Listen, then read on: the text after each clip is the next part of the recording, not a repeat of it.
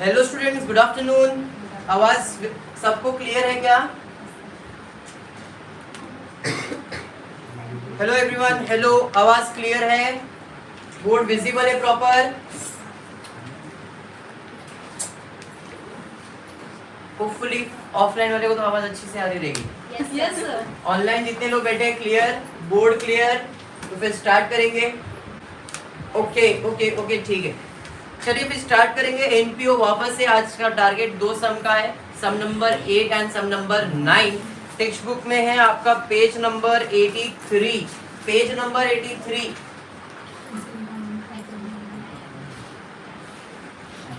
Page number 83,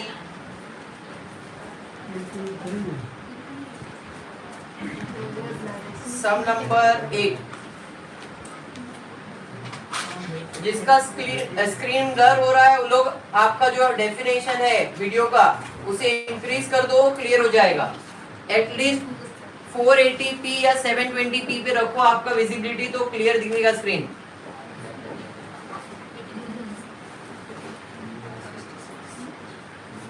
Divya Chauhan, बेटा आपका जो सेटिंग्स है वीडियो का क्वालिटी उसको जरा इंक्रीज करो, अपने आप स्क्रीन दिखेगा बराबर।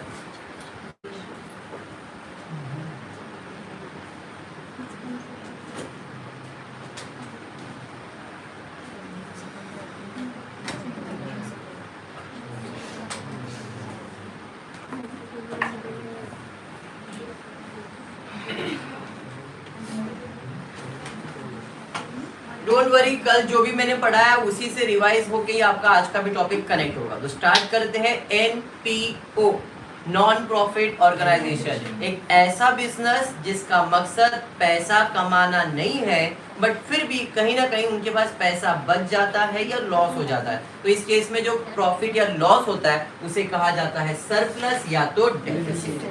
क्लियर? इधर दो अकाउंट है, एक्चुअल में एक अकाउंट और एक स्टेटमेंट है। एक आपका अकाउंट है इनकम एंड एक्सपेंडिचर अकाउंट और दूसरा है आपका बैलेंस शीट। ये एक स्टेटमेंट है और ये आपका अकाउंट है। अकाउंट है तो टू और बाय लिखते हैं, स्टेटमेंट है तो टू और बाय नहीं लिखते हैं। क्लियर है क्या? पक्का? यहाँ पे लायबिलिटीज मतलब क्रेडिट, असेट मतलब डेबिट होता है। यह आपका डेबिट साइड है एक्सपेंस और क्रेडिट साइड है आपका इनकम। ठीक है, वर्किंग नोट्स कंपलसरी नहीं है, बट इफ यू प्रिपेयर तो आपके लिए इजी हो जाएगा। ओके, चलिए स्टार्ट करेंगे सम नंबर 8 की तरफ। और आपके सामने स्टेप्स कल वाला ही लिख के रखा है मैंने, 7 स्टेप्स है, पूरे 7 स्टेप को फॉलो करना है, जिसमें आपका पहला स्टेप है कैपिटल फंड ढूंढना है। क्वेश्चन रीड करता हूँ, क्वेश्चन क्या दिया है जरा देखना। Doctor Abhinav Bharat started practice of medical practitioner on 1st of April 2019. He gives you the receipts and payment account for the year ended 31st of March 2020 and adjustment. Prepare income and expenditure account for the year end 31st March 20. हमको income and expenditure कौन से साल के लिए prepare करना है जरा देखो, इधर है 31st March 20. In short, this is my current year. जब साल मार्च में खत्म हो रहा है तो चालू कब हुआ रहेगा? अप्रैल में। तो आपका अगर करंट ईयर की मैं बात करूं तो इट इज 1 अप्रैल 2019 से लेके 31 मार्च 2020 तक। फिर ये आपने क्या लिखा? जो मैं हिसाब किताब करता हूं ना, कोई भी हिसाब किताब अकाउंट में होता है वो 12 महीने के लिए होता है। 12 महीने के लिए। तो जब इसका साल मार्च 2020 में खत्म हुआ है तो चालू कब हुआ रहेगा? अप्रैल 2019 में। तो अप्रैल से लेके मार्च तक काउंट करो, 12 महीना होगा। तो जो हिसाब किताब आपको करना है यादव जी, वो इस साल का करना है। कौन से साल का? 31 मार्च 20 का, जिसमें अप्रैल में चालू का 19 में और मार्च में खत्म होगा। क्लियर?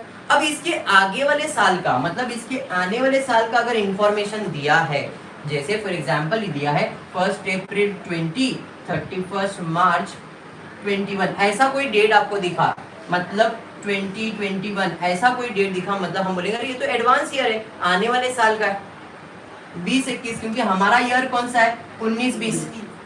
हमारा ईयर मतलब करंट ईयर, जिस साल का मैं हिसाब किताब करने वाला हूँ वो क्या है? 19-20 है। लेकिन अगर मुझे क्वेश्चन में 20-21 का इंफॉर्मेशन अगर मिला तो मैं क्या बोलूंगा? ये तो आने वाले साल का है, एडवांस ईयर का है। लेकिन अगर मुझे इंफॉर्मेशन 18-19 का मिला तो बोलूंगा ये मेरा पिछला साल का है, क्योंकि मेरा करंट ईयर क्या है? 19-20 है। तो इसके ऊपर का ईयर मिला मतलब इसे मैं कहता हूँ प्रीवियस ईयर। जो साल का हिसाब किताब करना उसे मैं कहता हूँ करंट ईयर, और जिस साल का आने वाले साल का इंफॉर्मेशन दिया है उसे मैं कहता हूँ एडवांस ईयर। समझ में आया? सर ये सब क्यों बता रहे हैं? बिकॉज ये आपसे क्वेश्चन में आने वाला है इसलिए।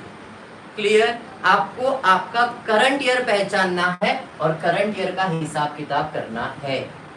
करंट ईयर मतलब 2019-20 का हिसाब किताब करना। ओके विदेश, अब बढ़ेंगे आगे। उसके बाद क्या दिया? डॉक्टर अभिनव भरत जो है इसने प्रैक्टिस चालू किया है 1 अप्रैल 2019 को। ये क्या है? 1 अप्रैल 2019 है क्या ओपनिंग डेट, और ये क्या है? क्लोजिंग डेट है। इस तारीख को मैंने अपना मेडिकल का प्रैक्टिस चालू किया है या नहीं? पहली बार, जरा ध्यान से देखो, डॉक्टर अभिनव भरत ने अपना मेडिकल प्रैक्टिशनरी 1 अप्रैल 2019 को चालू किया है। इसका मतलब है इसके पहले ये बंदा कुछ भी नहीं करता था, वेला बैठा था। अब इसने डॉक्टर का सर्टिफिकेट ले लिया, कामयाब हो गया, अब इसने अपना क्लिनिक चालू किया। समझ में आया क्या? हाँ या नहीं? अब उसने खुद का क्लिनिक चालू किया तो खुद के क्लिनिक के लिए उसने पैसा भी लगाया रहेगा, हाँ या नहीं? तो आपको 11th स्टैंडर्ड में मैंने बताया था, जब भी कोई बिजनेसमैन बिजनेस चालू करता है और उस टाइम पे जो पैसा बिजनेस में लगाता है उसे कहा जाता है कैपिटल। क्या कहा जाता है? कैपिटल। मैंने यानी कि डॉक्टर अभिनव भरत ने पहली बार बिजनेस चालू किया है, पहली बार। सर आपको कैसे मालूम पड़ा? अरे अभी तो स्टार्ट ही कर रहा है, इसका मतलब इसके पहले उसने कुछ किया था क्या? नहीं। तो उसने जब चालू किया है इसका मतलब इसके पहले उसके पास कोई भी बैलेंस शीट नहीं था। इन शॉर्ट उसके पास कोई भी बैलेंस शीट पहले से नहीं है। There is no opening balance sheet। जब ओपनिंग बैलेंस शीट नहीं है तो कैपिटल फंड मिलना मुश्किल है। आपका पहला स्टेप होता है कैपिटल फंड फाइंड करना, लेकिन इस केस में पॉसिबल नहीं है। क्यों नहीं पॉसिबल है? बिकॉज इसने पहली बार तो बिजनेस चालू किया है। जब बिजनेस चालू किया तो कैपिटल फंड है ही नहीं, हो ही नहीं सकता क्योंकि कोई बैलेंस शीट नहीं है। तो सर कैपिटल फंड कैसे ढूंढेंगे? तो मैंने आपको अभी बताया, जब कोई बिजनेसमैन बिजनेस चालू करेगा और बिजनेस में जो पैसा लगाएगा उसे हम लोग क्या कहते हैं? कैपिटल। तो इस क्वेश्चन में आप देखना रिसिप्ट साइड पे आपको क्या लिख के दिया है? तो रिसिप्ट साइड पे आपको लिख के दिया है कैश इंट्रोड्यूस। पहला चीज दिया हुआ है कैश इंट्रोड्यूस। मतलब क्या है? अभिनव भरत ने बिजनेस में कैश लाया।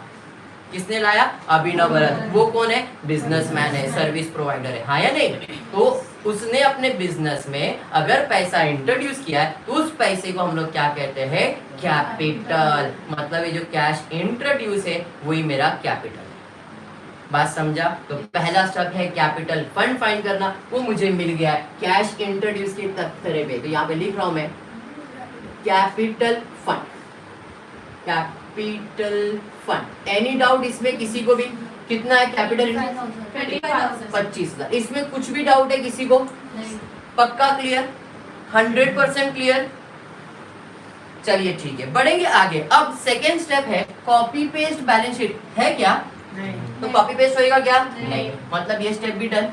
अभी मार्किंग करेंगे साइड क्या? रिसीव साइड है तो वो इनकम या तो लायबिलिटी होगा, पेमेंट साइड है एक्सपेंस या तो असेट होगा। क्लियर है? अब स्टार्ट करते देखते क्या दिया है। तो पहला है कैश इंट्रोड्यूस। कैश इंट्रोड्यूस तो हो गया। उसके बाद क्या है? Visiting fees. अब डॉक्टर के पास जो पेशेंट जाता है उसको अगर वो विजिटिंग फीस दे रहा है रोशनी, तो ये मेरे लिए क्या हो सकता है? इनकम या लायबिलिटी? इनकम होगा। लायबिलिटी पॉसिबल है क्या? नहीं। तो विजिटिंग फीस मेरा क्या है? इनकम। तो वहां पे हम क्या लिखेंगे? आय, इनकम। समझाइए। बढ़ेंगे आगे। उसके बाद क्या है? Receipt from dispensary. मेरे डिस्पेंसरी से मुझे पैसा मिला तो मेरे लिए क्या है? इनकम है। तो वहां पे लिख दो आय, इनकम है। नेक्स्ट उसके बाद क्या है? Sundry receipt. रिसिप्ट मतलब छोटे मोटे पैसे अपने को कैलकुलेशन में मिल गए तो ये मेरे लिए क्या है? इनकम है। बात समझ में आया? बढ़ेंगे आगे। उसके बाद क्या है? उसके बाद है फर्नीचर। पेमेंट साइड पे फर्नीचर क्या हो गया? तो फर्नीचर असेट होगा। Very good. इक्विपमेंट असेट होगा। ड्रग्स ड्रग्स की बात कर रहे नहीं? अरे ये तो कौन है? डॉक्टर है, और डॉक्टर मेडिसिन को क्या कहते हैं? ड्रग्स कहते हैं। समझ में आया? तो ये मेरे लिए क्या है? एक्सपेंस है। क्या है?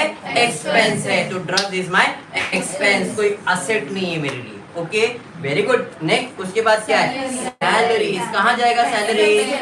एक्सपेंस में। Very good. रेंट कहाँ जाएगा? एक्सपेंस में। कन्वेयंस किधर जाएगा? एक्सपेंस में। स्टेशनरी एक्सपेंस में, इलेक्ट्रिकल चार्जेस एक्सपेंस है, जर्नल एक्सपेंस है, वेरी गुड। ड्राइंग कैपिटल में से माइनस करने का, ड्राइंग हमेशा कैपिटल में से माइनस होगा। नेक्स्ट उसके बाद क्या है, बैलेंस कैरिड आउट। किस चीज का बैलेंस है, कल ही बताया था, कैश बैलेंस, और कैश बैलेंस आपका क्या है, असेट है। ओपनिंग बैलेंस लेते नहीं बट क्लोजिंग बैलेंस असेट पे जाएगा। क्लियर है यहाँ तक? पक्का क्लियर है? तो आपका स्टेप नंबर 3 डन हो गया। मार्किंग करना है कौन सा चीज कौन से अकाउंट में जाएगा। नेक्स्ट उसके बाद स्टेप नंबर 4 पे जाएंगे, एडजस्टमेंट रीड करेंगे और जिसके ऊपर एडजस्टमेंट है उसे स्टार मार्क करेंगे। देखते हैं क्या दिया है। सबसे पहला एडजस्टमेंट दिया है, receipts in arrear, visiting fees and dispensary. तो विजिटिंग फीस को स्टार मार्क करेंगे, डिस्पेंसरी फीस को मार्क करेंगे, दोनों के ऊपर एडजस्टमेंट है। कलता है प्राजक्ता? Very good. उसके बाद क्या है, आउटस्टैंडिंग एक्सपेंसेस, रेंट है और सैलरी है। रेंट को मार्क करो, सैलरी को मार्क करो गौरी, दोनों के ऊपर एडजस्टमेंट है। Very good. Stock of drugs, drugs को स्टार मार्क करो, एडजस्टमेंट है। क्लियर है क्या? Next, depreciate furniture and equipment. नए टेक्स्ट बुक के अंदर इसके अलावा और एक एडजस्टमेंट दिया है, 40% of the conveyance are for personal use, ऐसा कुछ दिया गया है। बराबर है? हाँ है नहीं? बट ये जो टेक्स्ट बुक है इसमें नहीं दिया है, तो सर हम लोग क्या करें, जिसके टेक्स्ट बुक में है वो एडजस्टमेंट को कैंसिल कर दो, जिनके टेक्स्ट बुक में नहीं है वो लोग दिल पे लो मत। जो नया टेक्स्ट बुक है उसके अंदर और एक एडजस्टमेंट ऐड किया है, 40% conveyance is for personal use या बिजनेस यूज, जो भी दिया रहेगा। तो अगर आपके टेक्स्ट बुक में है तो एडजस्टमेंट को कैंसिल कर दो। क्लियर? पक्का? सर अगर नहीं करेंगे तो क्या सॉल्व नहीं होगा, प्रॉब्लम टैली होगा, टेंशन मत लेना। क्लियर है क्या?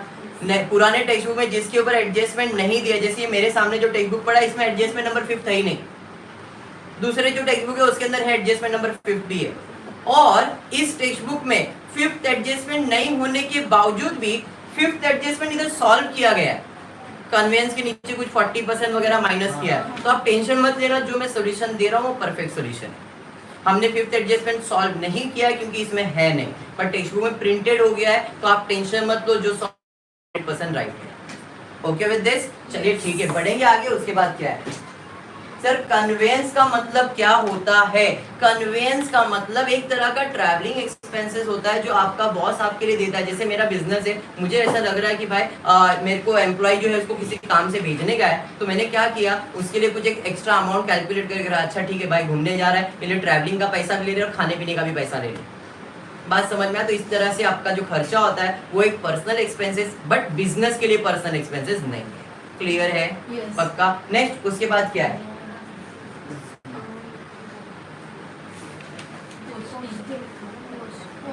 चलिए ठीक है आगे बढ़ेंगे। नेक्स्ट उसके बाद आते हैं पोस्टिंग करेंगे। पोस्टिंग में याद रखना, एडजस्टमेंट है तो इनर कॉलम में, एडजस्टमेंट नहीं है तो आउटर कॉलम में। एक एक करके पोस्ट करते हैं। चलिए बताइए, पहला क्या है, कैश, इग्नोर। उसके बाद क्या है, विजिटिंग फीस। कहाँ जाएगा, इनकम में, इनकम साइड पे, by visiting fees 10,000। Inner column में लिख रहा हूँ क्योंकि एडजस्टमेंट है।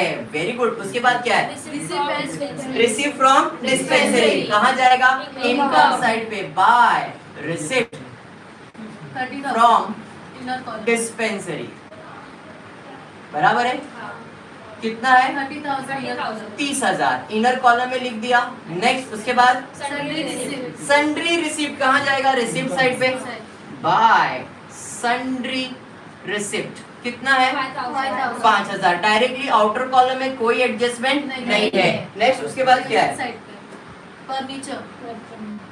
फर्नीचर। कहाँ जाएगा फर्नीचर, असेट साइड पे, असेट साइड पे फर्नीचर। 8,000 इनर कॉलम में कोई एडजस्टमेंट नहीं है। नेक्स्ट उसके बाद क्या है, इक्विपमेंट। इक्विपमेंट। कहाँ जाएगा, असेट साइड पे, 10,000। इक्विपमेंट। कितना है, 10,000 इनर कॉलम में। नेक्स्ट उसके बाद ड्रग्स। जरा ध्यान देना, आपने ना देखा रहेगा कि ड्रग्स के ऊपर एडजस्टमेंट है। हाँ। और वो एडजस्टमेंट किस चीज का मालूम है, स्टॉक ऑफ ड्रग्स। देखो ऐसा ही एडजस्टमेंट है, स्टॉक ऑफ ड्रग्स। मैंने कल के लेक्चर में बताया था, एनपीओ कभी भी गुड्स में लेन देन करता नहीं है।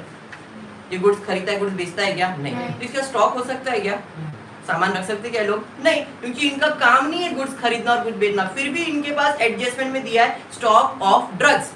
तो कभी भी एनपीओ में किसी भी चीज का स्टॉक दिया है, not in NPO, in final account also, अगर आपको किसी भी चीज का स्टॉक दिया है, अगर आपको किसी भी चीज का स्टॉक दिया है तो एक फॉर्मेट प्रिपेयर करना। वो फॉर्मेट क्या है जरा देखना ध्यान से।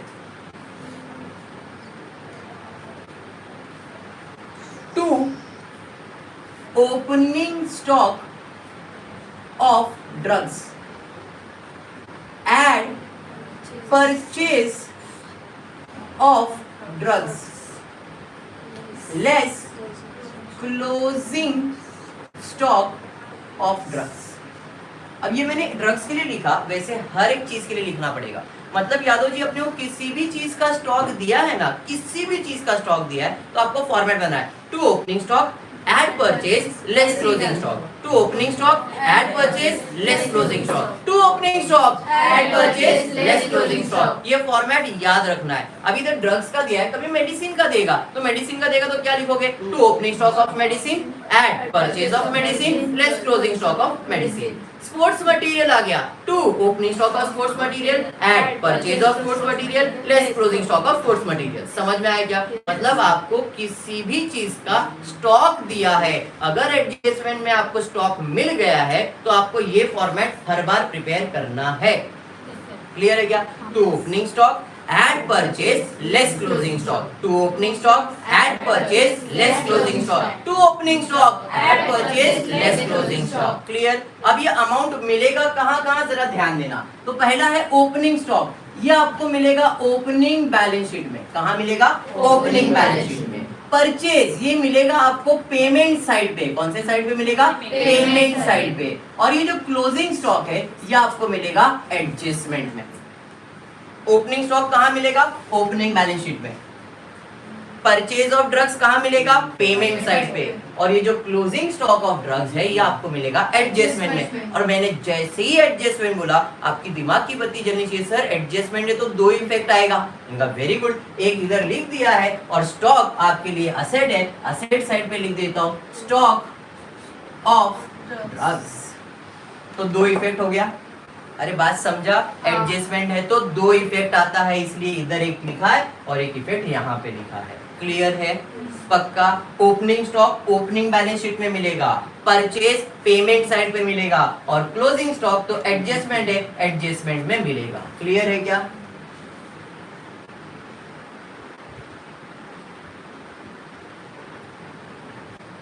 बढ़ते आगे, उसके बाद क्या है? यहां तक क्लियर है पक्का सबको? चलिए अभी आपको क्वेश्चन में ड्रग्स दिया है, बराबर है? तो ड्रग्स कहाँ जाएगा पोस्टिंग में? देखो मैंने आपको बताया था पेमेंट साइड पे कौन सा ड्रग्स मिलेगा? परचेज ऑफ ड्रग्स मिलेगा। रोशनी बराबर है कि नहीं? तो यहाँ पे मैं लिख देता हूँ। कितना है बोलो जरा, बोलो ड्रग्स कितना? 7,000। ओपनिंग स्टॉक है क्या इधर? नहीं, क्योंकि ओपनिंग बैलेंस शीट नहीं है तो ओपनिंग स्टॉक भी नहीं है। ये किधर मिलेगा? पेमेंट साइड पे, मैंने लिख दिया। और ये अमाउंट कहाँ मिलेगा मिशेल? हमको एडजस्टमेंट में। क्लियर है क्या? नेक्स्ट उसके बाद क्या है बोलो? सैलरी। कहाँ जाएगा सैलरी? एक्सपेंस साइड पे। तो टू सैलरी 12,000 इनर कॉलम में एडजस्टमेंट है। Very good. नेक्स्ट कहाँ जाएगा? पेमेंट साइड पे, सॉरी एक्सपेंस पे। कितना है? एडजस्टमेंट है इनर कॉलम में। Next to conveyance. कितना है कन्वेंस? मैं डायरेक्टली आउटर कॉलम में रख रहा हूँ, टेक्स्ट बुक के सॉल्यूशन को मत देखना क्योंकि टेक्स्ट बुक के सॉल्यूशन में एडजस्टमेंट नंबर 5 के बेसिस पे सॉल्व किया है। क्लियर है? हमने एडजस्टमेंट नंबर 5 नहीं लिया है इसलिए कन्वेंस के ऊपर कोई एडजस्टमेंट नहीं है, डायरेक्टली आउटर कॉलम। नेक्स्ट उसके बाद क्या है? उसके बाद है स्टेशनरी। कहाँ जाएगा? एक्सपेंस पे। तो टू स्टेशनरी 500। कितना है? 500। Next to electricity charges 5,000। Next उसके बाद जर्नल। कहाँ जाएगा? एक्सपेंस में। तो to journal 500। Next drawing capital में से माइनस करना है, लेस ड्राइंग 15,000। और कुछ? कैश है, कैश आपका असेट में जाएगा। कैश कितना है? 2,000। आई होप यहाँ तक सबको क्लियर है। तो आपने पोस्टिंग तक किया, फिर से एक बार रिवाइज करता हूँ, सुनो। सबसे पहला कैपिटल फंड, इस क्वेश्चन में कैपिटल फंड नहीं था। क्यों नहीं था? क्योंकि कोई बैलेंस शीट नहीं था, पहली बार बिजनेस चालू कर रहा है। तो जब कोई पहली बार बिजनेस चालू करता है तो उसका कोई बैलेंस शीट नहीं होता है, तो वो जो भी पैसा इंट्रोड्यूस करेगा वही उसका कैपिटल बन जाएगा। तो वंदन, इस क्वेश्चन में कैश इंट्रोड्यूस दिया था, इसलिए वो तुम्हारा कैपिटल फंड बन गया।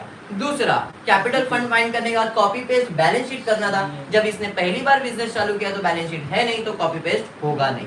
फिर हमने मार्किंग किया, रिसिप्ट और पेमेंट। रिसिप्ट में इनकम या तो लायबिलिटीज, पेमेंट में एक्सपेंस या तो असेट्स। उसके बाद एडजस्टमेंट रीड करके स्टार मार्क किया है, और स्टार मार्क करने के बाद हमने पोस्टिंग किया है। अगर आप इतना भी एग्जाम में करके आओगे, इतना पोस्टिंग करके आओगे, तो यहाँ पे 2.5 से 3 मार्क है। क्लियर है क्या? बोर्ड एग्जाम में 12 मार्क का सम है, जिसमें 6 मार्क इसको है और 6 मार्क इसको है। 6 मार्क्स का डिस्ट्रीब्यूशन है बोर्ड एग्जाम में। 6 मार्क के लिए इनकम एंड एक्सपेंडिचर होता है, और 6 मार्क के लिए आपका बैलेंस शीट होता है। जब आप एडजस्टमेंट वगैरह सॉल्व करोगे तो ऐसे ही मार्क्स का डिस्ट्रीब्यूशन है। क्लियर है यहाँ तक? पक्का? बढ़ेंगे आगे। अब पोस्टिंग करने के बाद एडजस्टमेंट सॉल्व करेंगे। 2 इफेक्ट देंगे, एक डेबिट साइड पे और एक क्रेडिट साइड पे, जिसमें पहला एडजस्टमेंट है receipts in arrear for visiting fees and dispensary. Arrear मतलब बाकी है, अरियर मतलब बाकी है, अरियर मतलब बाकी है। बाकी है बोले तो आउटस्टैंडिंग है, बाकी बोले तो आउटस्टैंडिंग है। और जैसे ही आउटस्टैंडिंग का नाम आया, आपकी दिमाग की बत्ती जल गई। Outstanding at prepaid less, outstanding at prepaid less, outstanding at prepaid less. तो हमको ऐड करना है विजिटिंग फीस और डिस्पेंसरी के अंदर। हम ऐड कर देंगे यहाँ पे, ऐड विजिटिंग फीस के अंदर outstanding visiting fees and add outstanding dispensary fees. Visiting fees कितना? 2000। Dispensary fees 500। पर ये दोनों तो एडजस्टमेंट है, क्योंकि रोशनी जागी है। समझ में आया क्या?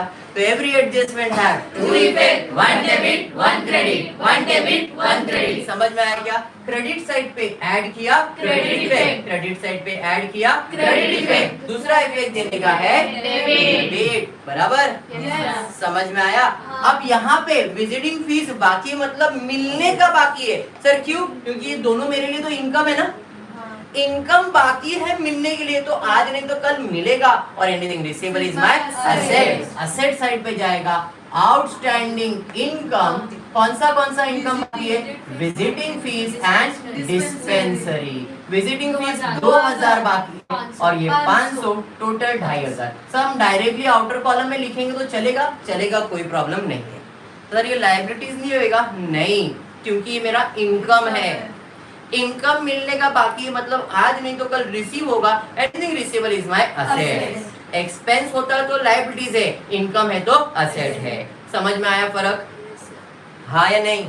पक्का समझा है? बढ़ेंगे आगे। उसके बाद क्या है? उसके बाद दिया है आउटस्टैंडिंग एक्सपेंस एंड सैलरी। नाम से पता चल रहा है outstanding, outstanding add and prepaid less, prepaid less, outstanding add prepaid less. तो भैया ऐड करना होगा यहाँ पे, किसमें ऐड करना है? सैलरीज एंड रेंट में। Add outstanding salary, add outstanding rent. Salary कितना बाकी है? 1000 और रेंट 500। पर ये तो एडजस्टमेंट है। एवरी एडजस्टमेंट है 2 effect, 1 debit 1 credit, 1 debit 1 credit. Debit side पे ऐड किया डेबिट इफेक्ट, डेबिट साइड पे ऐड किया डेबिट इफेक्ट। दूसरा इफेक्ट देने का है क्रेडिट। अब खर्चा बाकी है मतलब खर्चा पे करना है। Anything payable is my liability. तो आउटस्टैंडिंग एक्सपेंस, इसमें क्या क्या बाकी है? सैलरी बाकी है और रेंट बाकी है। Salary 1000, rent 500, total 1500। बात समझ में आया? दोनों कंसेप्ट क्लियर हुए, आउटस्टैंडिंग इनकम का और आउटस्टैंडिंग एक्सपेंस का। क्लियर है? कंफ्यूजन होता है क्योंकि स्टूडेंट को लगता है कि आउटस्टैंडिंग अब तक हम लोग लायबिलिटीज में लिख रहे थे, तो ये असेट पे क्यों गया? तो उसका रीजन यही है कि आउटस्टैंडिंग ऐड। वॉइस ब्रेक हो रहा है निखिल, वॉइस ब्रेक हो रहा है क्या? वापस देखो, मेरे हिसाब से क्लियर रहेगा। नेट में रहो बराबर तो क्लियर हो जाएगा। वापस एक बार ध्यान देना, आउटस्टैंडिंग इनकम, आउटस्टैंडिंग एक्सपेंस है, बराबर है। आउटस्टैंडिंग एक्सपेंस है तो पे करना है, इनकम है तो रिसीव होने वाला है। Anything receivable is my asset, anything payable is my liabilities. Hope यहाँ तक सबको क्लियर है? पक्का? बढ़ेंगे आगे। उसके बाद क्या है? आगे है स्टॉक ऑफ ड्रग्स। मैंने आपको बताया था स्टॉक ऑफ ड्रग्स किधर मिलेगा, एडजस्टमेंट में। अगर एडजस्टमेंट मिलेगा तो ये कौन सा स्टॉक है, क्लोजिंग स्टॉक है। बात समझ में आया? तो closing stock of drugs, filling the blank सीधा सीधा कर देंगे। कितना दिया है, 1000, एक इधर और एक 1000 इधर। देख लो डेबिट साइड पे माइनस किया, क्रेडिट दूसरा इफेक्ट देने का। डेबिट स्टॉक ऑफ असेट्स, कोई भी चीज का स्टॉक आपका प्रॉपर्टी है तो असेट साइड पे। क्लियर है, सिंपल, पक्का? यादव जी बढ़ेंगे आगे। उसके बाद क्या है, depreciate furniture at the rate 8% per annum and equipment by ₹500। Depreciation का मतलब असेट का वैल्यू कम करना। डेप्रिसिएशन का मतलब असेट का वैल्यू कम करना है। तो यहाँ पे फर्नीचर का भी वैल्यू और इक्विपमेंट का वैल्यू कम करना है, तो माइनस करेंगे यहाँ पे less depreciation eight the rate कितना परसेंट, 8% लेस डेप्रिसिएशन। इस पे तो 500 डायरेक्टली दिया है और इस पे 8% कैलकुलेट करेंगे 640। पर ये दोनों तो एडजस्टमेंट है and every adjustment have two effect, one debit one credit, one debit one credit. Asset बोले तो डेबिट साइड, असेट बोले तो डेबिट साइड। डेबिट साइड पे माइनस किया क्रेडिट इफेक्ट, डेबिट साइड पे माइनस किया क्रेडिट इफेक्ट। दूसरा इफेक्ट देने का है डेबिट, प्रॉपर्टी का वैल्यू कम हो रहा है तो नुकसान है, नुकसान है तो डेबिट साइड पे 2 डेप्रिसिएशन अंडरलाइन करके फर्नीचर एंड इक्विपमेंट। फर्नीचर पे कितना 640 और इक्विपमेंट में 500 बराबर है। टोटल हो गया 1140। अरे ये समझा क्या? मेरे हिसाब से सारे एडजस्टमेंट डन। एनीवन जिनको कुछ भी नहीं समझा अभी तक तो पूछ सकता है। आप में से भी किसी को कोई एडजस्टमेंट नहीं समझा है तो पूछ सकते हो। क्लियर, पक्का? लाइव जो देख रहे हैं उनको कुछ प्रॉब्लम है? एनीवन लाइव में किसी को कोई इशू है? नहीं तो फिर आगे बढ़ जाओ क्लोजिंग की तरफ। पक्का? बढ़े आगे। सर ड्रग्स एक्सपेंडिचर क्यों हुआ? अच्छा ड्रग्स एक्सपेंडिचर क्यों हुआ? क्योंकि उधर क्लियरली बोला है पेमेंट साइड पे। अब पेमेंट साइड पे दिया है मतलब मैंने आपको पहले बताया जो भी पेमेंट किया है वो एक्सपेंस या तो असेट होगा, बराबर है। तो अब क्वेश्चन में दिया था ड्रग्स, सिर्फ payment for the drugs. Payment for the drugs मतलब उसने बंदे ने मेडिसिन परचेज किया है, उसका डिस्पेंसरी है तो मेडिसिन लोगों को देने वाला रहेगा उसके क्लाइंट को, तो उसका प्रॉपर्टी हो सकता है क्या? नहीं, तो उसके लिए क्या है वो एक्सपेंस है। क्लियर हुआ? और कुछ डाउट है? एडजस्टमेंट में कितनी लाइन छोड़े बेटा? ये कैसा क्वेश्चन था? एडजस्टमेंट में 2 लाइन आपको मालूम है कि मैं आउटस्टैंडिंग ही लिखने का है, तो 2 लाइन छोड़ दो बस हो जाएगा। ओके बंधन, क्लोजिंग की तरफ जाएंगे। चलिए स्टार्ट करते हैं, क्लोजिंग करेंगे। पहले सारे अमाउंट को आउटर कॉलम में 7 + 1 8000, सॉरी माइनस करना इधर तो 6000 हो जाएगा। 12000 में 1000 ऐड हो जाएगा 13000। 6000 में 500 ऐड होगा 6500 हो जाएगा। बाकी इधर आउटर कॉलम में इधर 10000 में 2000 ऐड होगा 12000। 30000 में 500 ऐड होगा 30500, 5000। अब क्लोजिंग करते, यही साइड का ज्यादा लग रहा है, इधर 12 30 ये ज्यादा है। टोटल 47500, पक्का 47500। चलिए माइनस कर लेते हैं 0 0 0 0 0 0 0 0 0 0 0 0 0 0 4 4 में 6 ऐड करेंगे तो 10 10 का 0 एक ऊपर एक और एक और 5 6 और 5 11 11 और 5 11 और 5 16 16 और 1 17 17 में कितना ऐड करेंगे तो 5 आएगा। 17 में 8 ऐड करेंगे तो 25 आएगा। 25 का 5 और 2 ऊपर 6 और 2 8 8 और 3 11 11 और 6 17 17 और 4 21 21 21 और 5 26 26 और 1 27 27 में कितना ऐड करेंगे तो 7, तो 0 ऐड करेंगे तो 27 27 का 7 और 2 ऊपर 2 3 3 में 1 ऐड करेंगे तो 4 आ जाए।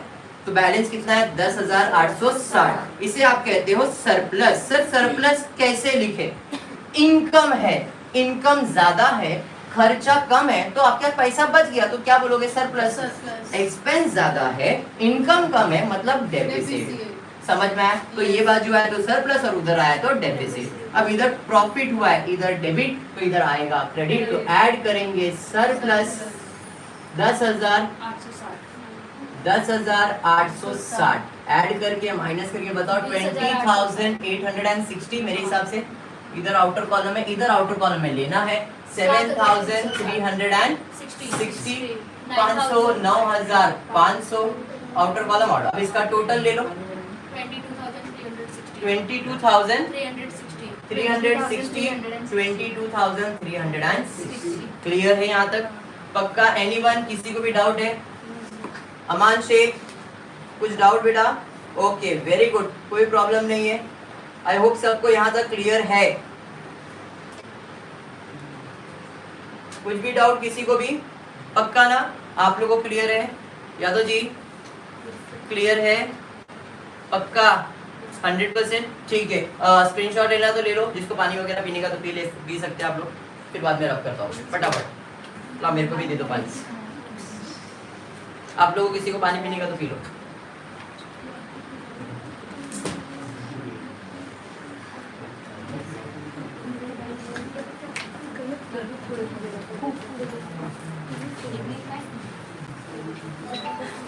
ड्रग्स वाला क्या डाउट है बेटा? अनिकेत, निखिल, कैश इंट्रोड्यूस का कंसेप्ट।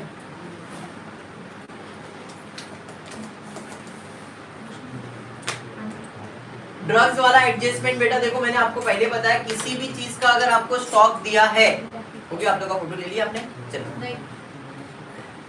ड्रग्स वाला एडजस्टमेंट बोलता हूँ, फिर से एक बार देख लेना।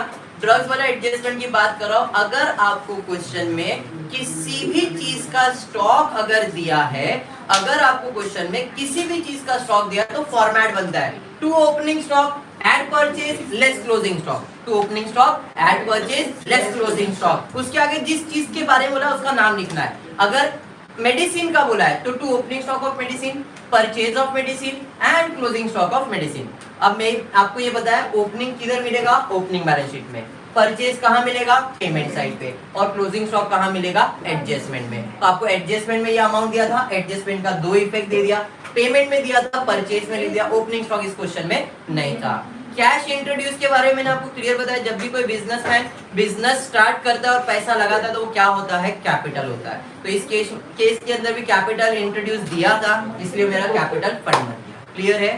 चलिए ठीक है सर, ये कैसे फाइंड करें कि ओपनिंग बैलेंस शीट आने वाला है? आज जो भी सम करने वाला उसके अंदर आपको पता चलेगा कि कैसे फाइंड करें कि ओपनिंग बैलेंस शीट बनाना है नहीं। अभी जो हम सम करने वाले सम नंबर 9, उसके अंदर आपको इसके बारे में पता चलेगा, जरा ध्यान देना। Sum number 9 text book page number 85। Sum number 9 text book page number 85। चलिए स्टार्ट करते हैं। देखो मैंने आपको पहले बताया आपका स्टेप आपको फॉलो करना है, जिसमें आपको सबसे पहला चीज क्या ढूंढना है? Capital fund. क्वेश्चन रीड करता हूँ। Following is the reception payment of Pranali sports club Pune and additional information given below, you are required to prepare income and expenditure account for the year ended 31st March 2019 and balance sheet as on that date. अपने को कौन सी year का balance sheet बनाने बोला है? 31 मार्च 2019। देखो अभी जो डेट लिख रहा हूँ वेरी इंपॉर्टेंट, जरा ध्यान देना। साल खत्म हो रहा है 31 मार्च 2019 को। ये साल चालू कब हुआ रहेगा? 1 अप्रैल 2018 को। इससे मैं कहता हूं आपका करंट ईयर। करंट ईयर क्या है? 18-19। इसके बाद वाला साल, आने वाला साल होगा, मतलब वो आपका एडवांस ईयर होगा। एडवांस ईयर क्या होगा? 19-20। अरे समझा? और इसके ऊपर वाला ईयर होगा, यानी कि 17-18 होगा, या उसके ऊपर 16-17 होगा, या उसके ऊपर जो भी होगा, ये प्रीवियस ईयर, ये प्रीसीडिंग प्रीवियस ईयर, मतलब इसके ऊपर वाले जो भी ईयर होंगे सब प्रीवियस ईयर में काउंट होगा। क्लियर है? सर ये डेट क्यों बता रहे हैं? मैंने पहले बताया डेट का इंपॉर्टेंस है। आपको हिसाब किताब सिर्फ इसी साल का करना है, मतलब जो भी खर्चा, जो भी फायदा इस साल में हुआ है वो इधर रिकॉर्ड होता है। कौन से ईयर का खर्चा फायदा? 18-19 का खर्चा फायदा रिकॉर्ड होगा। सर इसके पहले का और इसके आने वाले का क्या करने का, वही हम लोग इसमें सीखने वाले हैं। ठीक है, स्टार्ट करता हूँ, जरा ध्यान देना। वापस एक बार फॉलोइंग बैलेंस शीट बना के दिया, रिसीव पेमेंट बना के दिया। मुझे तो पूरे क्वेश्चन में सिर्फ और सिर्फ कैपिटल फंड ढूंढना है। तो एडजस्टमेंट में पढ़ रहा 50% donation are for building fund, 70% entrance fees should be capitalize, subscription 500 for 16-17, 1000 for 17-18, following balance sheet for 31 March, outstanding expenses, closing stock of sports material, depreciation. मतलब कहीं पे भी कैपिटल फंड नहीं दिख रहा है। दिख रहा है क्या कैपिटल फंड? कहीं पे भी नहीं सर, कैपिटल फंड तो दिख ही नहीं रहा है। अगर आपको कैपिटल फंड नहीं दिखता है तो आपको क्वेश्चन में ओपनिंग बैलेंस शीट देना चाहिए। अगर क्वेश्चन में आपको कैपिटल फंड नहीं मिल रहा है तो क्वेश्चन में आपको ओपनिंग बैलेंस शीट होना चाहिए। इस क्वेश्चन में भी ओपनिंग बैलेंस शीट नहीं है, बट ओपनिंग बैलेंस शीट का एक इंफॉर्मेशन है। एडजस्टमेंट नंबर 4 देखना क्या दिया है। Following are the balances appeared in the books on 1 April 2018। 1 April 2018 ये आपका ओपनिंग डेट है और 31 मार्च आपका क्या है? क्लोजिंग। इस तारीख को आपके पास क्या क्या बैलेंस था वो क्वेश्चन में दिया है। मतलब इससे मैं क्या प्रिपेयर करूंगा? Opening balance sheet. बात समझा? अगर क्वेश्चन में दे दिया रहता तो मुझे टेंशन नहीं रहता, क्योंकि आप देख सकते हो उसके बाद के जितने भी क्वेश्चन है ना उसके अंदर एक बैलेंस शीट होता है, एक रिसीव पेमेंट होता है। इसके बाद के जितने भी क्वेश्चन है उसके अंदर आप देखना एक ऊपर बैलेंस शीट रहेगा, नीचे रिसीप्ट एंड पेमेंट रहेगा। बट इस क्वेश्चन में बैलेंस शीट दिया है क्या? नहीं, बट बैलेंस शीट का एक इंफॉर्मेशन दिया है, इसलिए हम क्या करेंगे? बैलेंस शीट प्रिपेयर करेंगे। बात समझ में आया? तो जब आपको बैलेंस शीट का इंफॉर्मेशन दिया है तब आप बैलेंस शीट प्रिपेयर करोगे और इसे प्रिपेयर करके आप क्या फाइंड करोगे? Capital fund. समझ में आ गया? चलिए बढ़ेंगे आगे। उसके बाद क्या है? पहले तो हमको करना है कि जो बैलेंस दिया है उससे बैलेंस शीट प्रिपेयर करते हैं। Following are the balance appeared in the books on 1 April 2018। Building fund 47,000। Building fund किसी भी चीज का फंड मेरे लिए लायबिलिटी होगा। किसी भी चीज का फंड मेरे लिए मतलब बिजनेस के लिए वो लायबिलिटीज है। तो लायबिलिटीज है तो लायबिलिटी साइड पे लिखता हूं मैं बिल्डिंग फंड। सर आपने ऊपर क्यों नहीं लिखा? अरे ये ओपनिंग बैलेंस शीट है, ओपनिंग बनेगा उसके बाद क्लोजिंग बनने वाला है। तो बिल्डिंग फंड कितना दिया है? 47,000। अरे ये बात समझ में आया क्या? उसके बाद क्या दिया है? Bank overdraft. अगर बैंक बैलेंस आपका असेट है तो ओवरड्राफ्ट आपका लायबिलिटीज है। बैंक बैलेंस अगर आपका असेट है तो बैंक ओवरड्राफ्ट आपका क्या है? लायबिलिटीज। समझ में आया कि नहीं रोशनी? तो बैंक ओवरड्राफ्ट क्या है? लायबिलिटीज है। तो बैंक ओडी कितना है? 32,000। क्या बात है? उसके बाद क्या है? उसके बाद दिया है आपको land. Land is your asset, property आपका। तो लैंड इज योर असेट कितना है? 1,50,000। नेक्स्ट उसके बाद क्या है? क्या है? स्पोर्ट्स मटेरियल असेट होगा। स्पोर्ट्स मटेरियल कितना है? 30,000। नेक्स्ट उसके बाद आउटस्टैंडिंग सब्सक्रिप्शन कितना? 2016-17, 2017-18। 16-17 कितना है? 2,500, 4,000। टोटल हो गया 6,500। मैंने एक साथ इनर कॉलम में से आउटर कॉलम में शिफ्ट किया। उसके अलावा और कुछ है क्या? खत्म? तो आप बोलेंगे खत्म, मैं बोलूंगा देखो ये तो आपको इंफॉर्मेशन दिया था, ये आपने कर लिया। अब क्या करना है? अब आपको रिसीव पेमेंट जो आपको क्वेश्चन में दिया है ये, इसमें ढूंढना है कि कोई भी ऐसा डेट है जो इसके आसपास या इसके पहले का है। मतलब 1 अप्रैल से रिलेटेड या उसके पहले से रिलेटेड कोई डेट दिया है क्या? तो देखो पहली चीज तो आपको दिख गई है to balance brought down. Balance brought down मतलब ओपनिंग बैलेंस होता है, और ओपनिंग बैलेंस कहाँ जाता है? ओपनिंग बैलेंस शीट में। मैंने आपको पहले बताया था ये अपन इग्नोर मारते, क्यों? क्योंकि ये बैलेंस शीट में होता है। तो ये कौन से बैलेंस शीट में होता है? ओपनिंग बैलेंस शीट में। तो ये जो टू बैलेंस ब्रॉट डाउन दिया वो कहाँ जाएगा? असेट साइड पे जाएगा। कितना है? 5,000। तो यहाँ पे मैं लिख रहा हूँ कैश बैलेंस है वो 5,000।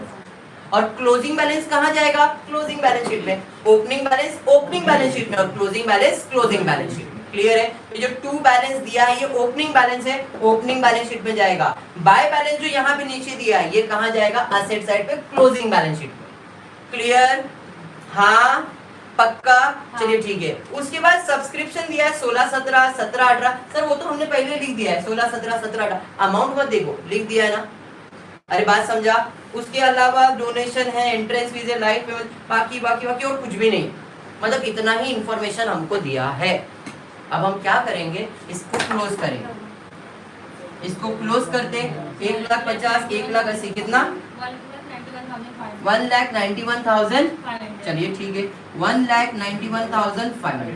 उसमें से ये दोनों माइनस करेंगे तो जो आंसर आएगा वो होगा कैपिटल फंड। कितना? 1,12,000। चलिए ठीक। अब देखो नॉर्मल क्वेश्चन अगर है ना, इस क्वेश्चन को अगर मैं छोड़ देता हूँ इस क्वेश्चन को आपके बोर्ड एग्जाम में जो नॉर्मल सा क्वेश्चन आएगा ना वो ऐसा है,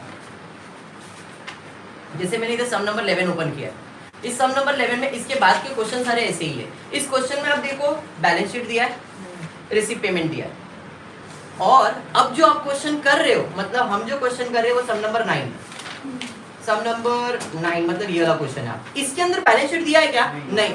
तो मैं अज्यूम कर रहा हूँ ये बैलेंस शीट इसके ऊपर है और ये उसके नीचे रिसीव पेमेंट है। ये मैंने बैलेंस शीट बनाया, इसके बाद जितने भी क्वेश्चन आएंगे उसमें दे देंगे वो, इस क्वेश्चन में नहीं दिया है, तो ये बैलेंस शीट और ये मेरा क्वेश्चन है।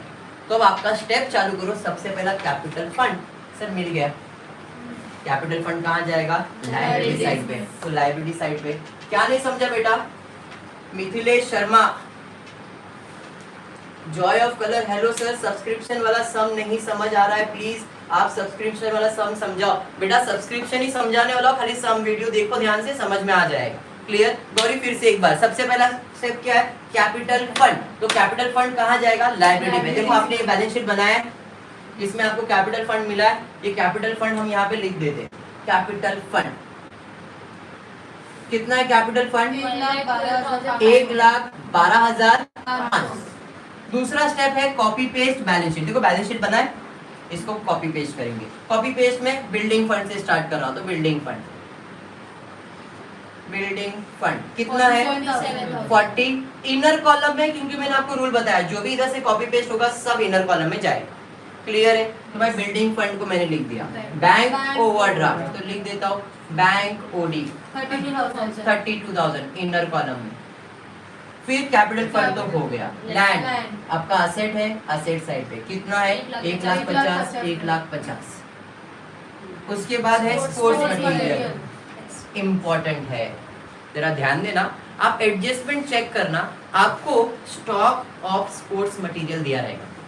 एडजस्टमेंट देखो, आपको एडजस्टमेंट में स्टॉक ऑफ स्पोर्ट्स मटेरियल दिया है एडजस्टमेंट नंबर 6 में।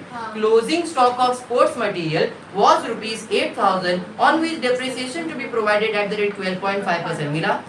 अभी के समय मैंने आपको बताया है एनपीओ में किसी भी चीज का अगर स्टॉक दिया है तो फॉर्मेट बनेगा, हाँ या नहीं? इधर स्पोर्ट्स मटेरियल का स्टॉक दिया है तो फॉर्मेट बनेगा। तो फॉर्मेट बनेगा तो मैं लिखता हूँ to opening stock of sports material, add purchase of sports material less closing stock of sports material। बराबर है? अरे हाँ, ये आपको किधर मिलेगा? मैंने बताया ओपनिंग बैलेंस शीट। ये आपको कहाँ मिलेगा? पेमेंट साइड पे। ये आपको कहाँ मिलेगा? एडजस्टमेंट। तो ये ओपनिंग बैलेंस शीट में मिलेगा। सर ये तो ओपनिंग बैलेंस शीट है, इसमें स्पोर्ट्स मटेरियल का स्टॉक दिया हुआ है, मतलब ये यहाँ नहीं जाके ये कहाँ जाएगा? यहाँ पे। बात समझ में आया क्या? अब जब मैं पोस्टिंग कर रहा था तो मुझे इसको कॉपी पेस्ट करना था यहाँ पे, तो मैंने स्पोर्ट्स मटेरियल को कॉपी पेस्ट यहाँ पे नहीं किया। क्यों नहीं किया? बिकॉज ये जो स्पोर्ट्स मटेरियल है वो किसी चीज का स्टॉक से बना है। एडजस्टमेंट में दिया था स्टॉक ऑफ स्पोर्ट्स मटेरियल, मतलब ये उसी से रिलेटेड है, इसलिए ये स्टॉक असेट में नहीं जाके ये स्टॉक कहाँ आ जाएगा? पेमेंट साइड पे, यानी कि एक्सपेंस साइड पे। कितना है ये? 30,000। अंडरस्टूड? समझा? ये समझा? पक्का? बढ़ूंगा आगे। उसके बाद क्या दिया है? आगे क्या है? कैपिटल फंड कैसे आया? अनिकेत, अंकित क्या नहीं समझा बेटा? अंकित,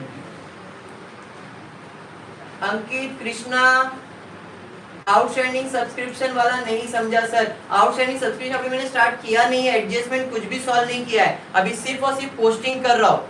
पोस्टिंग मतलब बैलेंस शीट कॉपी पेस्ट हो रहा है और कुछ भी नहीं हो रहा है। बैलेंस शीट कॉपी पेस्ट करने के लिए ये सब इंफॉर्मेशन क्वेश्चन में दिया है। बिल्डिंग फंड दिया था एडजस्टमेंट नंबर 4 में, बैंक ओवरड्राफ्ट दिया है, लैंड दिया है, स्पोर्ट्स मटेरियल दिया है, आउटस्टैंडिंग सब्सक्रिप्शन दिया है। आउटस्टैंडिंग सब्सक्रिप्शन कल मैंने आपको बताया था आपका असेट होता है, क्योंकि वो आपको मिलने का बाकी है। सब्सक्रिप्शन क्या है? इनकम है, उसने दिया नहीं, 16-17 में पैसा नहीं आया, 17-18 में नहीं, इसलिए वो आपका असेट है, इसलिए असेट साइड पे लिखा है।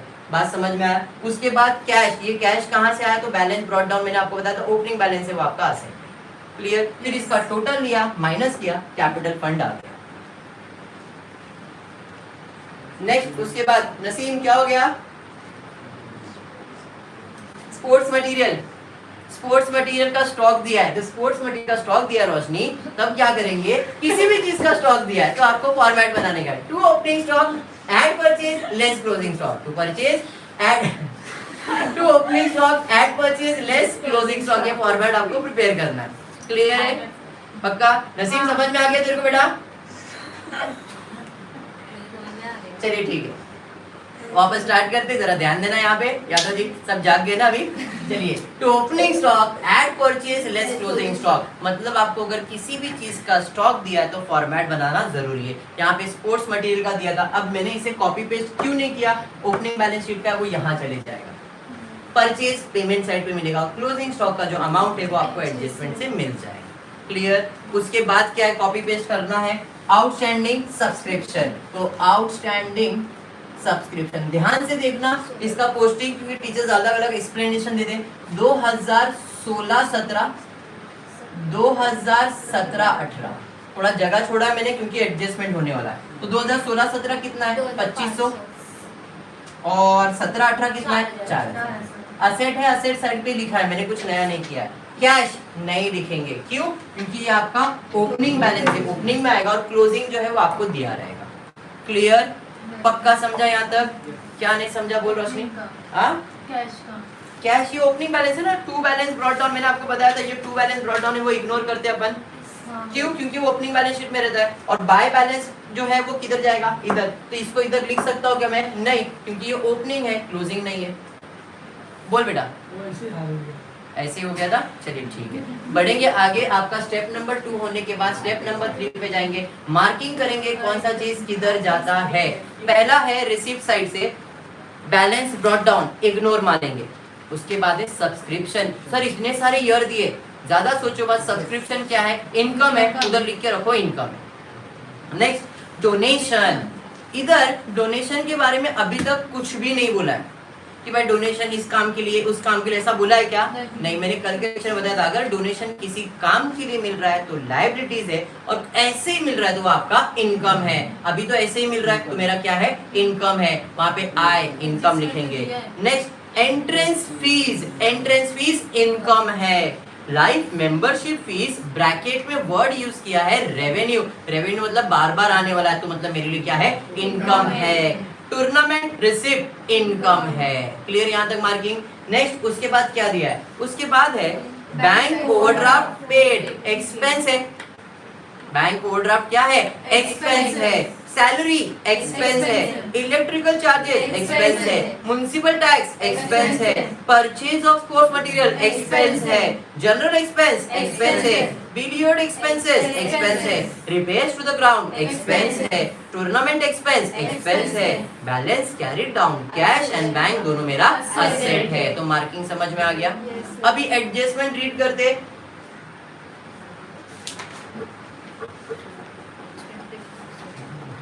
नेक्स्ट आगे बढ़ेंगे। उसके बाद है एडिशनल इंफॉर्मेशन में 50% donation are for building fund, adjustment donation के ऊपर है, डोनेशन को स्टार मार्क कर दो, एडजस्टमेंट है। 70% entrance fees should be capitalize, entrance fees के ऊपर एडजस्टमेंट है, स्टार मार्क कर देंगे। नेक्स्ट उसके बाद सब्सक्रिप्शन के ऊपर एडजस्टमेंट है, स्टार मार्क कर दो सब्सक्रिप्शन। एडजस्टमेंट नंबर 4 एडजस्टमेंट नहीं था क्योंकि वो तो हमने ऑलरेडी सॉल्व कर दिया। 5th पे जाते हैं, outstanding subscription for the current year, subscription को ऑलरेडी मार्क कर दिया, फिर से मार्क कर देंगे। And closing stock of sports material, उसको मार्क करेंगे भाई साहब के ऊपर एडजस्टमेंट। क्लियर है यहाँ तक? अगर डोनेशन के आगे नसीम कैपिटल लिखा रहेगा मतलब वो आपका लायबिलिटी बन जाएगा। रेवेन्यू लिखा है इसका मतलब इनकम है, और अगर कैपिटल लिखा रहेगा तो वो आपका लायबिलिटीज बन जाएगा। नेक्स्ट और कोई डाउट है?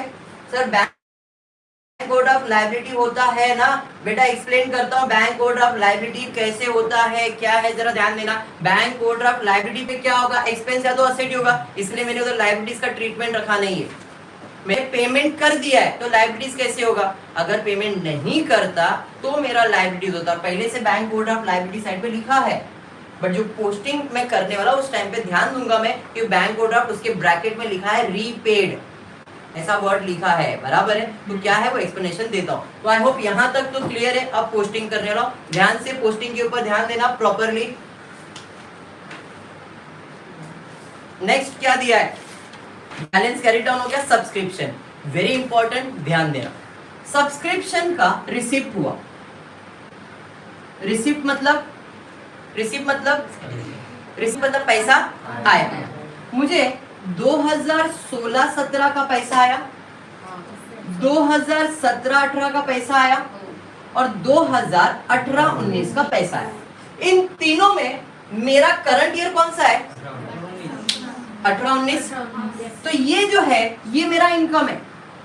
तो सर ये क्या है, तो ये पिछले साल का है, इसका कुछ तो बाकी भी रहेगा, हिसाब किताब वो इसका है, बट इस साल का इनकम कितना है, ये 18-19 का जो अमाउंट रिया रहेगा वो। बात समझ में आया। तो सर 16-17 में कितना दिया, जरा देखो अमाउंट, 17-18 में कितना दिया, बराबर है। इसका मतलब क्या है, जरा ध्यान से सुनो। 2017 का कुछ पैसा बाकी था, वो आपको इस साल में रिसीव्ड हुआ, मतलब मिला। 2016-17 का कुछ तो पैसा बाकी था जो आपको इस साल मिला, तो आपके बैलेंस शीट में आपको दिख रहा होगा आउटस्टैंडिंग सब्सक्रिप्शन 16-17 दिख रहा है नहीं। सर आपने सब्सक्रिप्शन तो इनकम बोला है, मेरा इनकम में सिर्फ ये मेरा इनकम है, ये दो मेरा इनकम नहीं है। क्यों? क्योंकि ये तो पुराने के पुराने साल का है नहीं। तो पुराने के पुराने साल का मतलब उस साल में उसने पैसा नहीं दिया था, वो उसने मुझे इस साल दिया, तो क्या मेरा इस साल का इनकम है क्या? नहीं, वो तो पिछले के पिछले साल का है। तो भाई पिछले के पिछले साल के पास जा रहा हूँ, कितना बाकी था 2500, और इस साल कितना मिल गया, तो लेस रीपेड या रिसीव्ड कितना, 2000। अभी भी कितना बाकी है, 500। सर इसका दूसरा इफेक्ट मिलूंगा नहीं, पोस्टिंग कर रहे हैं अपन, पोस्टिंग का दो इफेक्ट नहीं आता है, एक ही इफेक्ट आता है। समझ में आया? पक्का समझा है? वापस एक बार जरा ध्यान देना। सब्सक्रिप्शन इज माय इनकम, लेकिन इनकम में कौन से साल का इनकम आएगा, 18-19 का ही आएगा, बराबर है। तो इसके पहले और उसके पहले का जो पिछले साल का है, तो पिछले साल कितना बाकी था, पिछले के पिछले साल 2500 बाकी था, मिला कितना, 2000। रिसीव कितना हुआ, 2000। मतलब भाई अभी 2017 का अभी भी 500 रुपया बाकी है, कब देगा? बात समझा? 17-18 में कितना मिल गया, 3000। कितना बाकी था, 4000। लेस रिसीव कितना, 3000। अभी भी आउटस्टैंडिंग कितना है, 1000। समझ में आया? तो इसका पोस्टिंग डन, इसका भी पोस्टिंग डन, इसका पोस्टिंग करने का, ये कहाँ जाएगा, इनकम साइड पे, बाय सब्सक्रिप्शन। कितना है, 77। इनर कॉलम है, क्योंकि सब्सक्रिप्शन के ऊपर तो एडजस्टमेंट है। अरे बात समझा क्या, समझा या नहीं? यस। पक्का समझा है? और लाइव जितने बैठे उनको क्लियर है यहाँ तक? भाई साहब साहिल पक्का सबको, तुम लोगों को क्लियर है ना? बढ़ो आगे, चलिए बढ़ेंगे आगे। नेक्स्ट उसके बाद क्या है, सब्सक्रिप्शन के बाद है डोनेशन। डोनेशन कहाँ जाएगा, इनकम साइड पे। तो भाई डोनेशन कितना दिया, डोनेशन कितना, 15,000। इनर कॉलम में लिख रहा हूँ क्योंकि एडजस्टमेंट है। उसके बाद क्या है, एंट्रेंस फीस कहाँ जाएगा, तो बाय एंट्रेंस फीस 1700। इसे भी मैं इनकम साइड पे लिख रहा हूँ और एडजस्टमेंट है। नेक्स्ट उसके बाद life membership fees bye life membership fees कितना, 17,000। डायरेक्टली आउटर कॉलम में कोई एडजस्टमेंट नहीं, और इधर वर्ड क्या यूज किया है, रेवेन्यू। कल मैंने आपको बताया था लाइफ मेंबरशिप फीस कैपिटल होता है, पर यहाँ पे क्योंकि वर्ड रेवेन्यू दिया है इसलिए वो आपका इनकम है। बात समझा क्या? नेक्स्ट उसके बाद है टूर्नामेंट रिसिप्ट। थोड़ा सबर करो, टूर्नामेंट रिसिप्ट दिख रहा है, पेमेंट साइड पे देखो टूर्नामेंट एक्सपेंस भी दिख रहा है, दोनों एक वाले, टूर्नामेंट रिसिप्ट टूर्नामेंट एक्सपेंस दोनों साथ में सॉल्व कर सकते। दोनों का मतलब क्या है कि टूर्नामेंट रिसिप्ट का पैसा मिला बेटा 7,000 कैसे है, कौन सा 7,000, क्या नहीं समझ में आया है, अनिकेत स्नेहा क्या नहीं समझ में आया आप लोगों को, क्या सब्सक्रिप्शन में क्या नहीं समझा, अनिकेत बोलो जल्दी बोलो, सब्सक्रिप्शन में क्या नहीं समझा है। और स्नेहा 7,000 कैसे आया, कौन सा 7,000 बेटा, 70। अच्छा 1 0 कम लगा दिया क्या, चलो ठीक है ध्यान दो। सब्सक्रिप्शन फिर से एक बार एक्सप्लेन करता हूँ आपको। सब्सक्रिप्शन का पोस्टिंग करना है, सब्सक्रिप्शन कहाँ जाएगा, इनकम में। बराबर है। लेकिन वहां पे 3 डेट दिया था, 16 17, 17 18, 18 19। 3 डेट है और 3 अमाउंट दिया था, 3000, 2000 और यहाँ पे दिया है 70,000। आपके पेमेंट साइड, रिसिप्ट साइड पे ये 3 चीज दिख रहा है, बराबर है कि नहीं। मेरा करंट कौन सा है, 18 19। पहले स्टार्ट में मैंने ये बताया, करंट ईयर मतलब वही आपका इनकम है। तो 18 19 में जितना भी पैसा आपको मिला है वही आपका इनकम है। तो मैंने इनकम में बाय सब्सक्रिप्शन 70,000 ये वाला अमाउंट लिख दिया। ये समझा। देख सकते हो आपको और 2 अमाउंट है, 2000 और 3000 दिया है ना। 2000 कौन से साल का पैसा मिला है, 16 17 का। 3000 कौन से साल का मिला है, 17 मिला है, रिसिप्ट मतलब मिला है। 2000 मिला है, 3000 मिला है। भाई 2000 कब का है भाई, 16 17 का है। तो मैं 16 17 के बाद गया, अच्छा बाकी था रे 2500 बाकी था, तूने 2000 दिया, 500 अभी भी बाकी है। चल मैंने लिखा दिया 500 अभी भी बाकी है। 2500 में से 2000 माइनस कर दिया, बात समझ में आया। 3000 मिला 17 18 का, अरे 4000 बाकी था, 3000 दिया, 1000 कभी देगा, अरे देता हूँ, वो भी बाकी है, मतलब मेरा असेट है। बात समझ में आया। तो इन दोनों अमाउंट का पोस्टिंग इनकम पे नहीं किया, ये दोनों अमाउंट का जिसके साथ था उसके साथ पोस्ट कर दिया। क्लियर हुआ अभी, क्लियर अनिकेत स्नेहा। चलिए ठीक है, बढ़ूंगा आगे। आप लोगों को क्लियर हुआ यहाँ तक, हाँ। पक्का। उसके बाद डोनेशन मैंने ले लिया, एंट्रेंस फीस हो गया, लाइफ मेंबरशिप एक्सप्लेन कर दिया। टूर्नामेंट पे आया मैं, टूर्नामेंट रिसिप्ट है, टूर्नामेंट पेमेंट है, एक्सपेंस है ना। टूर्नामेंट रिसिप्ट का मतलब है कि टूर्नामेंट का पैसा मिला, कितना मिला देखो आपको, 60,000। और आपने टूर्नामेंट में खर्चा कितना किया है, 50,000। मतलब ये तो प्रॉफिट हो गया, प्रॉफिट हो गया मतलब इनकम हो गया। कितने का इनकम हुआ, 10,000। जब भी सिमिलर नेचर वाली चीजें आती है, सन्ड्री एक्सपेंस सन्ड्री रिसिप्ट, अरे दोनों सेम ही लग रहे हैं, सन्ड्री एक्सपेंस सन्ड्री रिसिप्ट, तो दोनों को साथ में सॉल्व करने का। कितना आया कितना गया दिखने का है। अगर ज्यादा एक्सपेंस हुआ है तो एक्सपेंस में लिखने का, ज्यादा इनकम हुआ है तो इनकम में लिखने का। मतलब 50,000 का मैंने खर्चा किया, 60,000 रुपया मैंने जमा किया, तो मेरे पास तो प्रॉफिट हुआ कितने का, 10,000 का। प्रॉफिट मतलब इनकम है। अगर मैं बोलता हूँ मैंने खर्चा 60,000 किया है और इनकम में सिर्फ 40,000 आया, तो 20,000 का क्या हुआ है, लॉस। लॉस मतलब एक्सपेंस हुआ है। बात क्लियर है, क्लियर। तो अब यहाँ पे मैं लिख रहा हूँ, टूर्नामेंट रिसिप्ट में 60,000 है और टूर्नामेंट एक्सपेंस में 50,000 है, तो मेरे पास इनकम बचा बाय टूर्नामेंट रिसिप्ट। कितना है रिसिप्ट, 10,000। तुम ये मत बोलना सर क्वेश्चन में 60 दिया आपने 10 क्यों लिखा है, अभी मैंने एक्सप्लेन किया कैसे। 60,000 में 50,000 माइनस करके जो बैलेंस आया वो मैंने यहाँ पे लिखा। ये 50,000 कौन सा है, एक्सपेंस का, 60,000 कौन सा है, इनकम का। बात समझा क्या, क्लियर। बढ़ेंगे आगे। उसके बाद क्या है, पेमेंट साइड पे बैंक ओवरड्राफ्ट पेड। सर आपने बोला था एक्सपेंस है, नहीं, उधर ब्रैकेट में लिखा है रीपेड। आप देखो आपके लायबिलिटी साइड पे 32,000 का बैंक ओवरड्राफ्ट दिख रहा है, दिख रहा है। हाँ, इसका मतलब ये जो बाकी था उसे मैंने रीपे किया, तो वो एक्सपेंस में आएगा क्या, नहीं, वो इसमें से माइनस होगा, रीपेड। कितना पे किया देखो, पूरा 32,000 पे कर दिया है, तो आउटर कॉलम में क्या हो जाएगा, अंडरस्टूड, पक्का। बढ़ेंगे आगे। उसके बाद क्या है, उसके बाद सैलरी, पगार कहाँ जाएगा, एक्सपेंस। अगर आपने टूर्नामेंट एक्सपेंस और रिसिप्ट अलग अलग सॉल्व किया, प्रॉफिट बदलेगा नहीं, प्रॉफिट सेम ही आएगा। आपको टूर्नामेंट रिसिप्ट इधर लिखने का, टूर्नामेंट एक्सपेंस यहाँ पे लिखना है, तो भी आंसर सेम आएगा, गलत नहीं आएगा। आपको साथ में सॉल्व करना है तो साथ में करो, अलग अलग करना है तो भी अलग अलग करो, कोई इशू नहीं है। सुप्रिया, क्लियर। वेदांशु, जैसा एग्जाम में आएगा लास्ट लेक्चर यानी कि कल के लेक्चर में इंपॉर्टेंस दूंगा एनपीओ का, जरा देख लेना कैसे टाइप के समझाएंगे। अब आ जाता हूँ सैलरी की तरफ। तो टू सैलरी 10,000। एडजस्टमेंट है क्या, नहीं।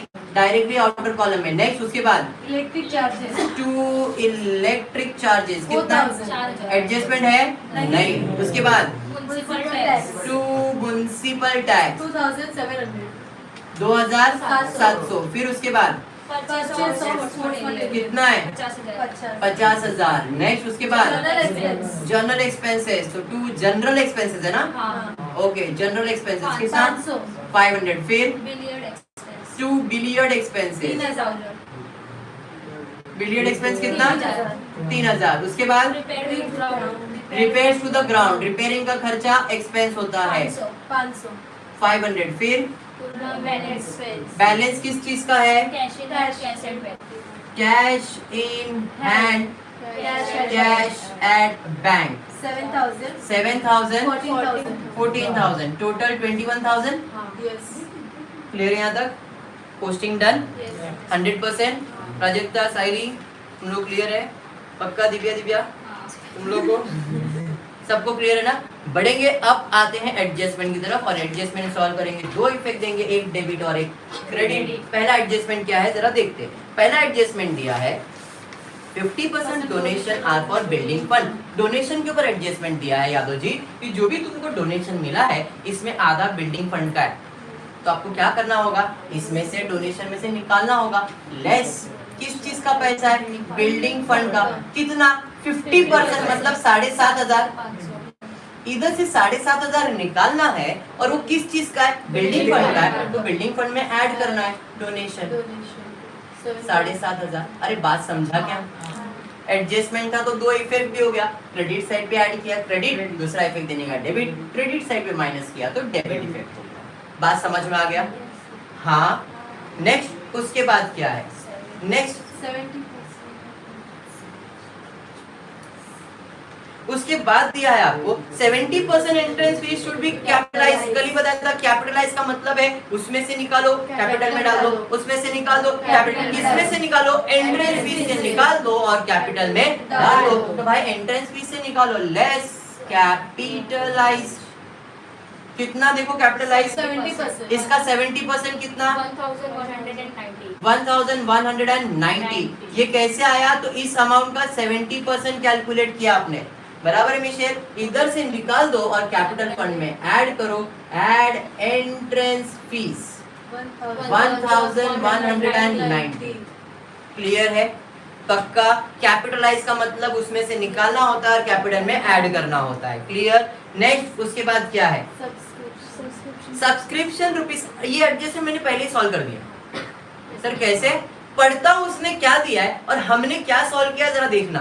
वो बोल रहा है subscription rupees 500 for 16-17, rupees 1,000 for 17-18 are still in arrear. अब देखो यहाँ पे 2016-17 का 500 रुपया अभी भी आउटस्टैंडिंग है. 2017-18 का 1,000 रुपया अभी भी आउटस्टैंडिंग है. हाँ हमको मालूम है, हमने पहले ही कर दिया. ये इसका मतलब ये एडजस्टमेंट नहीं है, ये इंफॉर्मेशन था कि भाई तुमको ना जो भी सब्सक्रिप्शन मिला है 2,000-3,000 उसमें अभी भी तुम्हारा 500 और 1,000 रुपया बाकी है. तो सर इसको दो इफेक्ट देने का क्या? नहीं, ये इंफॉर्मेशन बताने के लिए था सिर्फ और कुछ भी नहीं. ठीक है क्या? तो ये एडजस्टमेंट नहीं है. नेक्स्ट उसके बाद एडजस्टमेंट 4 तो हमने ऑलरेडी सॉल्व कर दिया है. 5th पे जाते हैं.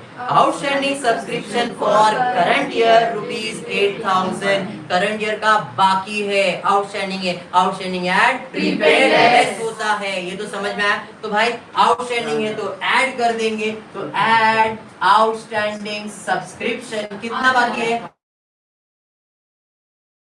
और ये तो एडजस्टमेंट है. एवरी एडजस्टमेंट है two effect, one debit and one credit. Credit side पे ऐड किया क्रेडिट, दूसरा इफेक्ट देने का डेबिट. Outstanding subscription 18-19. अब ईयर बदल जाएगा. 18-19 इस साल का ये.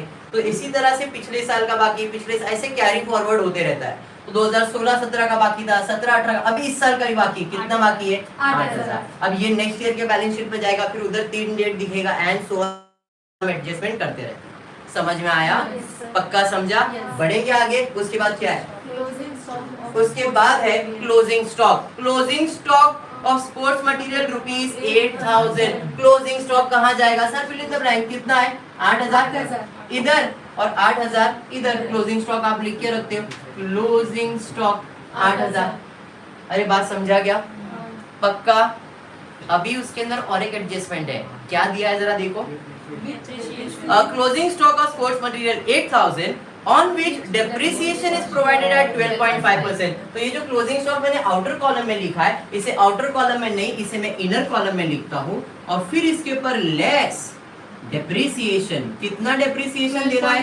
12.5%. तो 8,000 का 12.5% कैलकुलेट करो. कितना आ रहा है देखो. 8,000 का 12.5% कितना आएगा?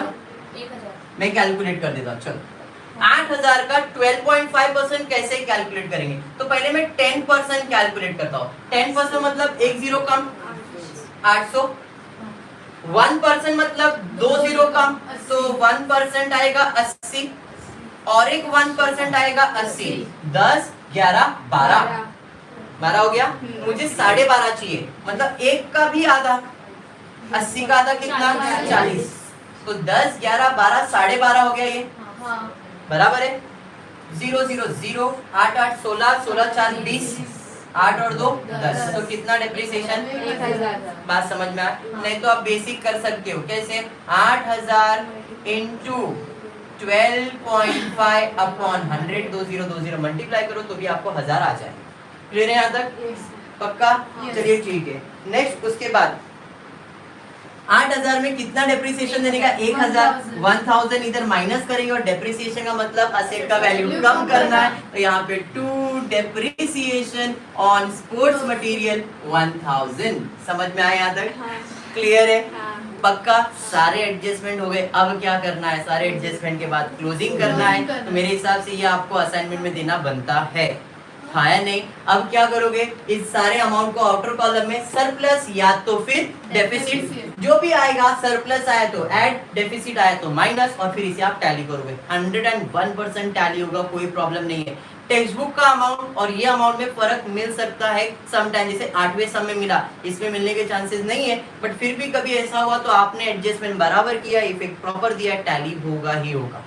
कभी ये मत सोचना कि सम टैली नहीं होता है। अगर आप एडजस्टमेंट प्रॉपर सॉल्व करते हो, डेबिट क्रेडिट प्रॉपर लिखते हो, 101% प्रॉब्लम टैली होगा। क्लियर है? 100%। आज के लिए इतना ही। अगर कुछ भी डाउट किसी भी स्टूडेंट को है तो पूछ सकता है। आप लोग जो बैठे हो, आपको भी कोई एडजस्टमेंट अगर कुछ डाउट है तो पूछो, अगर कुछ डाउट नहीं है तो भी लेक्चर वाइंड अप करेंगे। क्लियर है क्या? एनीवन?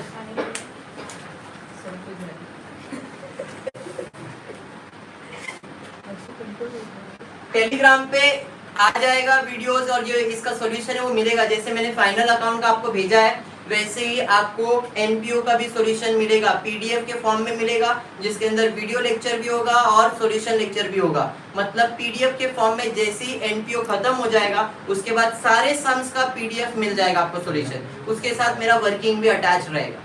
क्लियर है? और कुछ डाउट है?